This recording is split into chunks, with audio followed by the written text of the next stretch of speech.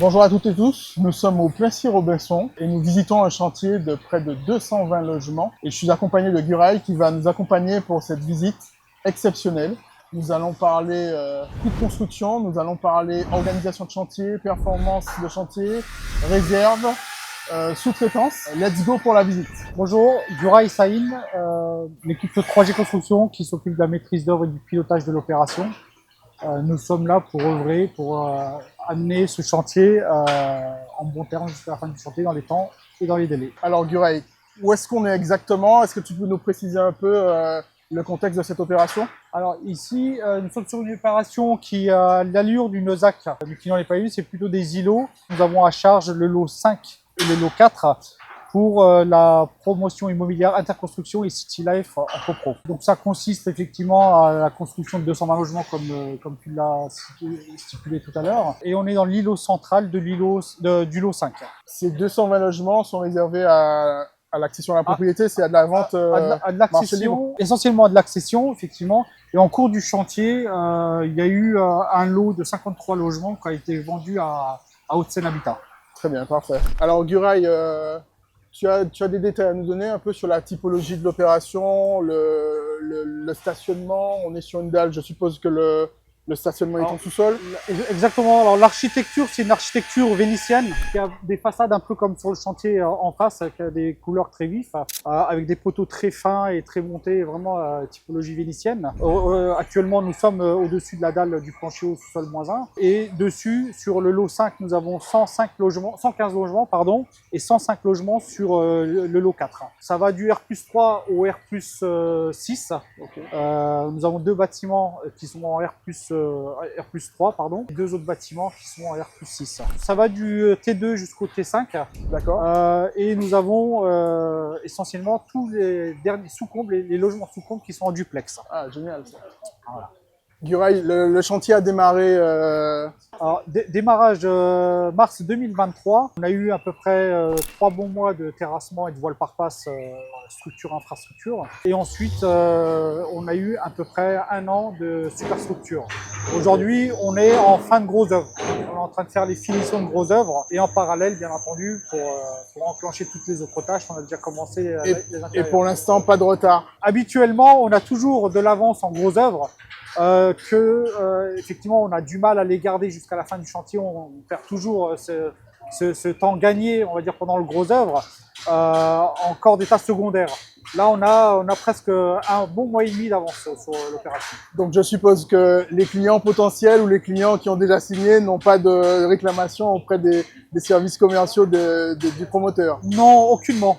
Au contraire, je pense qu'ils sont très ravis de l'avancement. On a d'ailleurs une première visite cette semaine de visite après cloison des 2 premiers bâtiments. Donc, je pense qu'au contraire, ils vont avoir la belle surprise de rentrer dans leur appartement à partir de cette semaine. Parfait. On continue la visite? Allez. Tu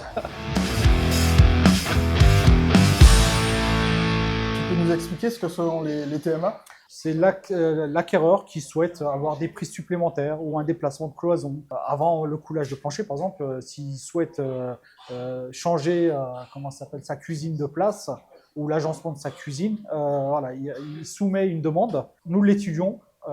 Pour voir la faisabilité, il faut voir un peu les évacuations, si ça fonctionne ou pas.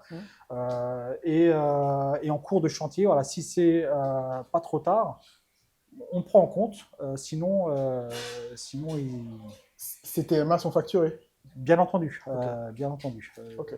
Enfin, ça dépend si c'est une prise qu'il faut déplacer d'une vingtaine de centimètres ou une trentaine de centimètres, c'est pas facturé. Mais s'il demande par exemple un changement de parquet, s'il souhaite du massif alors qu'on doit du stratifié, etc., ça a un coût. Très bien. Alors, la particularité de ces îlots, c'est que nous avons un bassin qui est hors marché, qui est à l'aménageur, la charge de l'aménageur, qui est vraiment sur toute la partie centrale de tous les îlots. Et nous avons des venelles, comme là, entre le lot 5, qui est à nous à droite, et le lot 6 à gauche. Une venelle avec, pareil, un bras d'eau qui est relié au bassin et qui va servir pour récupérer toutes nos eaux pluviales. Très bien. Et les eaux vont s'écouler par la suite Alors, tous nos eaux, enfin les eaux des silos, ils vont s'écouler dans le bassin et du bassin, après, les retraiter, soit rejeter, soit les stocker dans le bassin. Ok, très bien. Tous ces lots qui sont donc construits par différents promoteurs pour environ un total de quasiment 700, un peu plus de 700 logements. Un peu plus de 750 logements, effectivement. Est-ce qu'il y a une coordination spécifique entre Oui. chaque promoteur pour Alors, notamment les parties communes entre les lots? Il y a beaucoup de contraintes. C'est vraiment des contraintes qui sont pas négligeables. Autre que les silos, nous sommes ici sous le couloir aérien. Enfin, pourquoi c'est une contrainte? Parce qu'on ne peut pas monter indéfiniment la grue. Parce que ça aurait été simple. Il pose une grue à 40 mètres sous crochet, l'autre à 46 mètres, l'autre à 52 mètres, etc. Et on aurait résolu l'affaire. Non, on est bloqué à une hauteur plafond à ne pas dépasser. Et du coup, il y a eu un jeu entre les grues constamment de montage, démontage, de rehausse, de démontage pour les autres lots qui arrivent, etc. derrière. Et en plus de cela, donc on a les silos qui sont voyants et on a un 7e lot qui est un peu, on va dire, non voyant. C'est les amis qui font les bassins, justement, les phages d'aménagement, où on a par exemple notre façade qui est immobilisée et on ne peut pas avancer sur le porche. On a une contrainte aussi de libération de façade auquel il faut qu'on laisse les autres s'amuser un petit peu, quoi. Très bien. On va rentrer un peu dans les logements pour voir. On a vu on était situé autour d'une zone industrielle. Là, il n'y a pas eu de difficulté par rapport à ce point? Non, strictement pas. Non, non. Au contraire, le fait d'être au milieu des usines, etc. On Des a entreprises. moins de contraintes avec le voisinage qui aurait pu être embêté, D'accord. le bruit, les poussières, etc. D'accord. C'est plutôt un point positif. D'accord. Sur l'opération, il est prévu des commerces ou pas? Non, aucunement. D'accord. Et ce point-là, il a été en conception, ça a été un sujet ou pas du tout? Je ne sais pas du tout. Comme on intervient juste en phase travaux, j'ai pas d'idée là-dessus. Okay. Mais après, généralement, c'est la mairie qui impose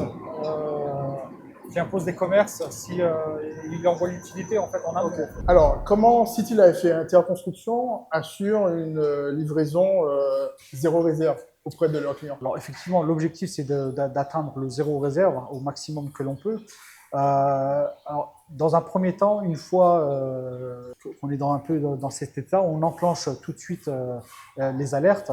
On fait la peinture, une fois que toutes les corps d'état y sont intervenus, la maîtrise d'œuvre émet ses propres réserves dans un premier temps. Alors on élève généralement le seuil un peu haut, volontairement. On est très critique, on essaye vraiment d'être très indulgent et on fait reprendre toutes ces réserves-là. Alors les premières, elles sont très intéressantes parce que les entreprises suivent en fait tout au long du chantier cette exigence-là, qui est généralement un peu plus élevée que la maîtrise d'ouvrage ou les acquéreurs. Donc on arrive, donc une fois qu'on a levé toutes ces réserves-là, on arrive en OPL, interconstruction avec ces équipes. Émettent leurs propres réserves, donc automatiquement, il y a peut-être quelques-unes qui persistent, qui restent, ou d'autres qu'on n'a pas vues. Et une fois qu'on aura levé ces réserves-là, procède à la livraison avec les acquéreurs émettent leurs propres réserves qui normalement sont nulles ou voire les 3-4 par logement. Très bien. Vos sous-traitants sont aussi challengés et sensibilisés à cette gestion des zéro réserve? Elles sont automatiquement challengées. Hein. Les entreprises, elles sont automatiquement challengées parce que plus il y a des réserves qui restent, plus ils restent sur le chantier et plus ils restent sur le chantier, plus ils dépensent de l'argent, de la main-d'œuvre, etc. Donc eux, ce qui les intéresse, c'est une fois le dernier logement fini, c'est de partir et de ne plus avoir de réserve.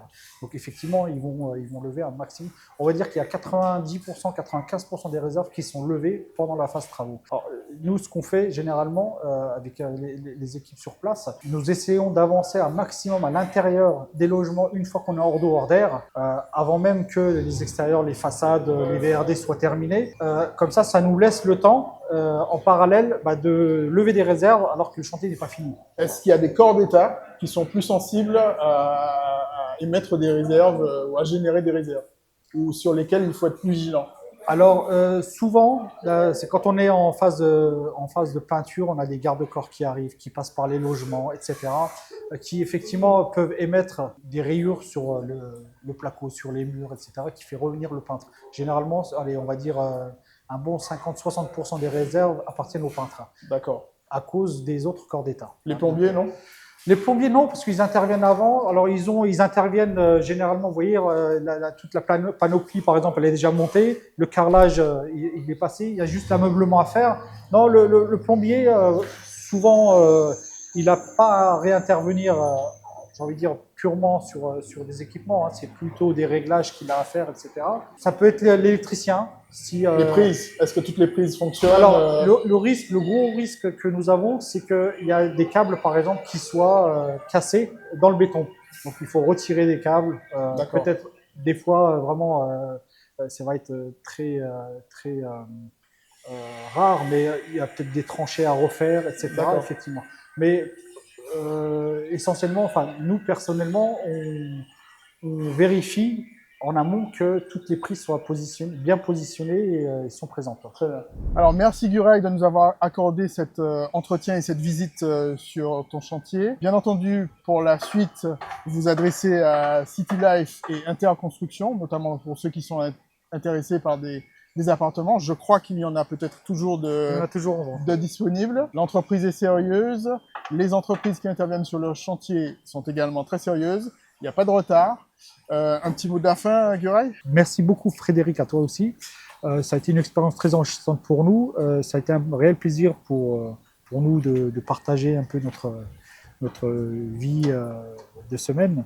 Je vous invite à tous de venir, une fois terminé, vous rendre compte de cet endroit qui va être très féerique, qui va être très magique, autour de toutes ces colorations, du bassin, des aménagements qui va être habillé en espace vert. Pour de nouveaux témoignages et de nouveaux sujets sur l'immobilier, la construction et l'habitat, n'oubliez pas, likez, abonnez-vous et on se retrouve très prochainement. À bientôt.